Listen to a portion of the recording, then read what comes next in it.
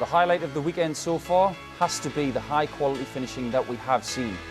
James Wade, starting with 161 in the afternoon session, really set the tone for what we were about to see for the rest of the day.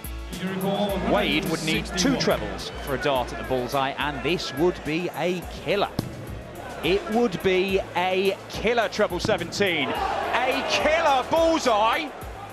There it is! Oh, James Wade really puts the cat amongst the pigeons. As if that shot wasn't good enough, he went and did one better, 164. He had the option of using treble 19 twice and a bullseye. However, he went a very conventional route, treble 20, treble 18, and another bullseye. If you look at triple 20 or 2 triple 19s, there's the triple 20 over to triple 18. Bullseye. Could he? He could! And then, to go one better, Phil the Power Taylor takes out 167 against Michael van Gerwen. At that point in the match, he needed something to really go his way. A treble 20, a treble 19, and a bullseye usurped everything that James Wade had done in the afternoon, and he gets the highest shot of the day. People have saying Phil Taylor's finished. He's far from finished. He's still playing at a very, very high standard. Treble 19 for bullseye. This would be for a 167 for Phil Taylor for a third break in a row. Oh, yes! Well, my moment of the weekend so far was Phil Taylor's celebration after he wins the penultimate leg against Michael van Gerwen last night. We thought Phil Taylor was going to, he's 56 years old now, we thought he was going to take it easy. He wasn't going to expend useless energy. He's got 5 matches, he'll hope, in 2 days against the best players in the world. So when that 138 went in, it wasn't an accident that he celebrated like he did. I mean, the context of the match was a kind of worlds will collide, wasn't it? It was the best of all time against the best in the world, who hadn't lost since losing to Phil Taylor 36 games ago. It was a big moment, it was a big celebration, and it was a big statement from Phil Taylor. He was telling the world, I'm duffing up the Dutchman, and he did. Vassos and Paul with their selections. We'll hear Mark and Alan's very, very shortly, but we're talking about 2 worlds colliding there with Vassos, and it's happening all over again. Yeah, well, we had it last night. That was like the start of it. And now we're going to see who's going to finish it.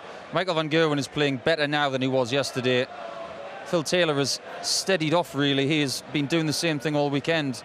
And it's very interesting to see who's going to win this match, because I want this to be an angry contest. I want drama, and I don't think I'll be disappointed. Mark, do you think we're going to get an angry contest?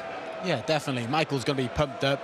Phil's going to, well, you've seen him, he is pumped up. So it's going to be very interesting. I don't think there'll be all those breaks of throw. I think it'll be a steady start by both players. It'll be interesting to see what the score is at the break and who can kick on after. You chose some of those big checkouts as well, but it's fair to say it took us a while to get there. But when we got there, they were really, really impressive. Yeah, we did have a bit of an edgy start with the first game of yesterday afternoon, but shortly after that, I think James Wade actually lit the touch paper for how things went over the course of yesterday and today. So full credit to him for doing that. I think he's played really well this weekend. But now it's all about Van Gerwen. It's all about Taylor, the greatest ever against the greatest right now. And we're about to find out who's going to be the first ever Champions League champion. I'm really excited. Yep, stay with us. More build-up to come after we find out which moments Mark and Alan chose. The 9-darter on the big TV stage. We all love to see it. We all love to watch it. Nearly done today by Phil Taylor. He said earlier on in the week he wanted to hit one on the BBC. When I was commentating on the game against Robert Thornton, he hit the 2 180s, and you could feel the noise levels rise in the auditorium as it was in the comms box.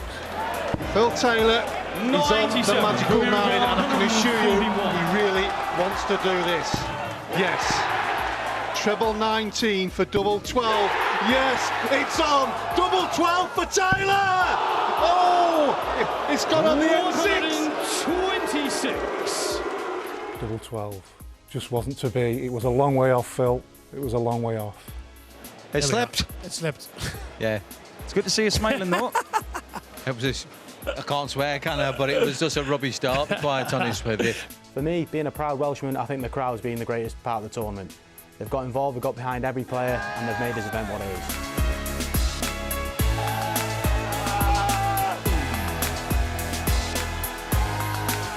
One of the highlights has to be when we're in the studio with Phil Taylor and Jason Mohammed, these 6 gentlemen dressed as Power Rangers, having a sing-song saying there's only one Phil Taylor, and then coming back saying there's only one Jason Mohammed.